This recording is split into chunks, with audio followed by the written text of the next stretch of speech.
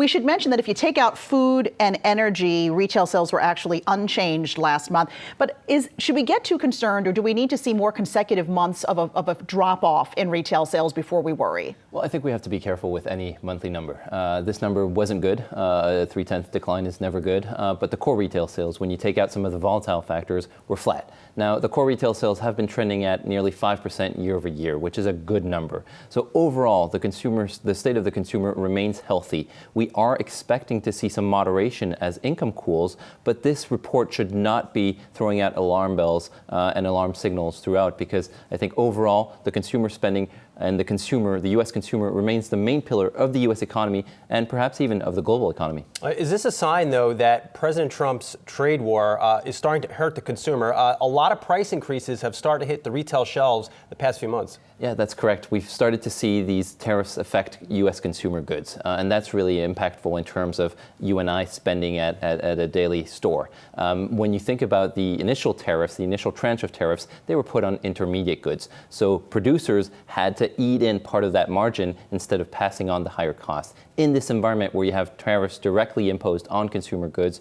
you're going to see a negative effect via higher prices onto consumers. Will this derail the holiday season, though? If those price increases are coming into effect, I think a lot of people are looking for a pretty strong holiday season, but I'm unsure after this quarter. I think we'll still get some solid numbers in terms of consumer spending growth, but we're not going to see the 3.5% or 3% that we were seeing 18 months ago. So we're losing momentum, but not enough to start worrying or thinking that could actually drag us into something deeper here, like a recession. We're moving into a slow growth environment. We're moving into an environment in which consumer spending growth numbers are going to be in the 1.5% to 2% range, and GDP growth is going to be in that range. It's not quite recessionary, but it is much slower growth than we were accustomed to in 2018. I have to think it bolsters the case for another Fed rate cut. I think so. I think an October rate cut is definitely in the books. Whether they proceed with a December rate cut is another story. We'll see what happens on the trade front, on the geopolitical front with Brexit. There's some good news coming out of the UK over the last couple of days. But really what happens in terms of the global picture is going to be key.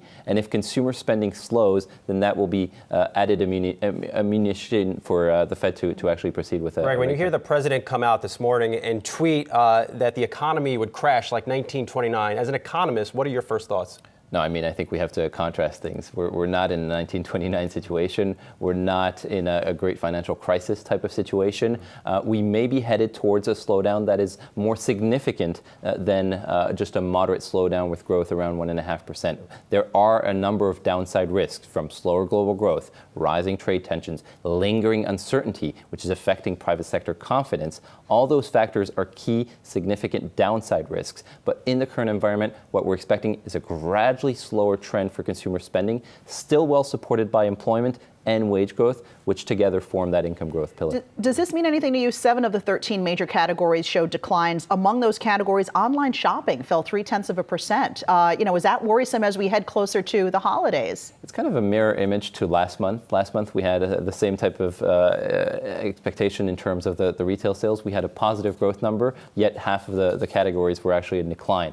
When we look at the broader picture, I think what's usually interesting to watch is online sales. Online sales have been growing at a very fast clip. We're talking double-digit rates, around 15% year over year. So that's very strong. So a one-month blip is not something to write home about, but it is something to pay attention to. Spending at restaurants and bars is another one that usually tends to drop off first when consumers are uncertain. That's still growing at a moderate pace, but still growing. It's another sign that consumers are feeling relatively well. Hey investors, Zach Guzman here. Are you interested in learning more about the markets and getting the latest financial news? Well, then click right here to subscribe to our Yahoo Finance YouTube channel. Get the latest up-to-the-minute market analysis, big interviews in the world of finance, and information on how to manage your money every day wherever you are.